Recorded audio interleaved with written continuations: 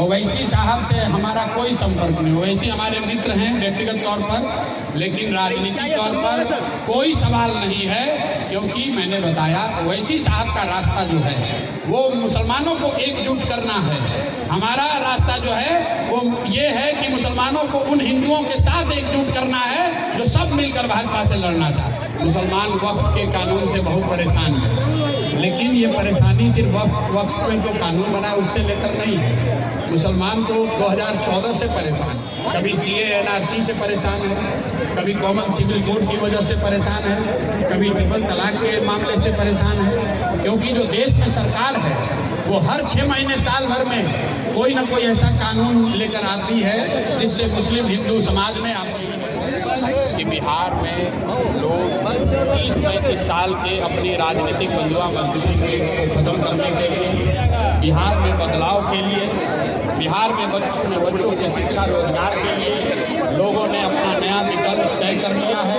उन्होंने तय कर लिया है कि अब भाजपा के डर से लालू और लालू के डर से भाजपा को वोट देना नहीं है।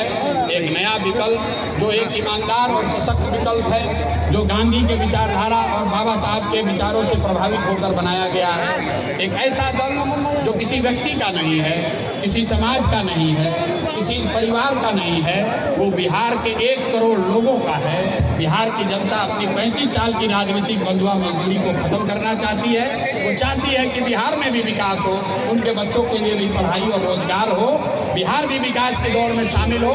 यही ये भीड़ दिखा रही है कि बिहार की जनता बदलाव के लिए, लालू नीतीश से मुक्ति के लिए पूरी तरीके से तैयार है। सर आप मुसलमानों के लिए बहुत सोच रहे हैं, बहुत बोल रहे हैं, लेकिन सर अभी जिस तरह से मुसलमान वक्फ कानून को लेकर परेशान है, सर आपने 20 मिनट से भी ज्यादा बयान में एक बार भी वक्फ शब्द को इस्तेमाल नहीं किया। बिल्कुल आपने ठीक कहा कि मुसलमान वक्फ के कानून से बहुत परेशान है, लेकिन ये परेशानी सिर्फ वक्फ में जो कानून बना उससे लेकर नहीं है। मुसलमान तो 2014 से परेशान है, कभी CA NRC से परेशान है, कभी कॉमन सिविल कोड की वजह से परेशान है, कभी ट्रिपल तलाक के मामले से परेशान है, क्योंकि जो देश में सरकार है वो हर 6 महीने साल भर में कोई ना कोई ऐसा कानून लेकर आती है जिससे मुस्लिम हिंदू समाज में आपस में बंटवारा हो, मुसलमान समाज में असहजता बढ़े। उनको वक्फ से मतलब नहीं है। भाजपा के सरकार को वक्फ में सुधार नहीं चाहिए। उनको ये भी नहीं है कि वो वक्फ का जमीन छीनने वाले हैं। मैं आपको बता रहा हूँ, वो सिर्फ हिंदू मुस्लिम का पोलराइजेशन करने के लिए, आपस में लड़ाई लगवाने के लिए इस तरह का काम करते हैं। यहाँ पर लोगों को याद होगा CA NRC का कानून बना था, तब बताया गया कि जो मुस्लिम घुसपैठिए हैं उनको हटाने के लिए कानून बनाया जा रहा है। कुछ लोगों ने कहा कि जो हिंदू प्रताड़ित है अफगानिस्तान में, बांग्लादेश में, पाकिस्तान में, उसको लाकर नागरिकता देने के लिए कानून बना रहे हैं। लेकिन आज कोई भाजपा से पूछे कि बताओ CA NRC कानून बनने के बाद कितने हिंदुओं को पाकिस्तान बांग्लादेश से लाकर तुमने नागरिकता दी है? किसी को नहीं दिया। मेरे भाई, CA NRC किसी हिंदू की मदद के लिए नहीं था, किसी मुस्लिम घुसपैठिए को हटाने के लिए नहीं था।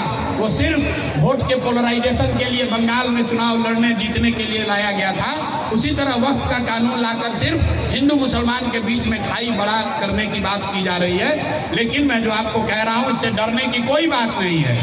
20 करोड़ आबादी वाला समाज, उसको डरने की जरूरत नहीं है। अगर वो अपने पैर पर खड़ा होगा, अपने सही रास्ते पर, जो मैंने बात बताई, प्रशांत किशोर जो कह रहे हैं वो नहीं, जो इस्लाम में रास्ते बताए गए हैं, अगर वो खड़े होंगे, अपने सही रहनुमाओं का चुनाव करेंगे, अपने बच्चों की चिंता करेंगे, हक के साथ खड़े होंगे, बातिल का विरोध करेंगे, तो निश्चित तौर पर उनको आगे उनकी जिंदगी में सफलता भी आएगी।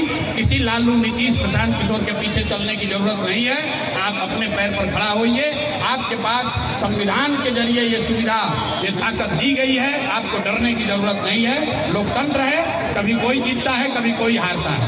डरने की जरूरत नहीं है। आज दौर चल रहा है जिसमें भाजपा जीत रही है, लेकिन इनको हराया जा सकता है। मैंने आपको फॉर्मूला बताया।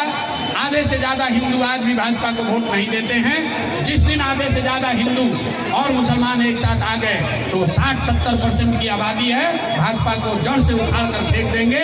यही रास्ता है, प्रयास करने की जरूरत है। इसी रास्ते को बताने के लिए जन स्वराज का ये अभियान शुरू किया गया। पहलगाम जैसी घटना घटी है, पहलगाम जैसी घटना घटी है, तो पहलगाम जैसी घटना घटी है तो उसके लिए देश में संसद है, देश में लोगों के द्वारा चुनी गई एक सरकार है, पक्ष है, विपक्ष है। कुछ मामले जो हैं वो हम लोगों को देश के लिए छोड़ देना चाहिए। गांव में नाली गली नहीं है तो मुखिया उसके लिए जिम्मेवार है, अगर पढ़ाई रोजगार नहीं है तो उसके लिए राज्य सरकार जिम्मेवार है। उसी तरीके से देश की सुरक्षा, विदेश नीति, ये केंद्र सरकार का मामला है। इसको हम लोग को गांव-गांव आपस में झगड़ा लगाने के लिए इसका इस्तेमाल नहीं होना चाहिए।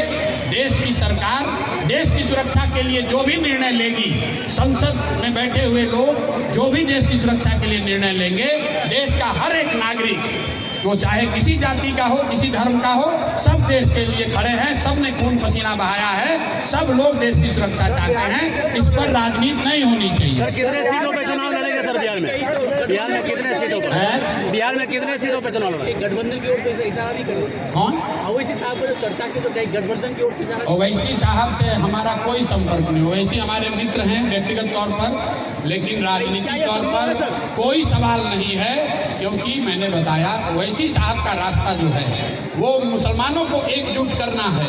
हमारा रास्ता जो है वो ये है कि मुसलमानों को उन हिंदुओं के साथ एकजुट करना है जो सब मिलकर भाजपा से लड़ना चाहते हैं। दोनों में फर्क है, इसलिए हम लोग का दोनों सर बिहार में सर बिहार में सरकार बनाने के लिए सर मुस्लिम वोटर्स कितनी अहमियत रखती है सर?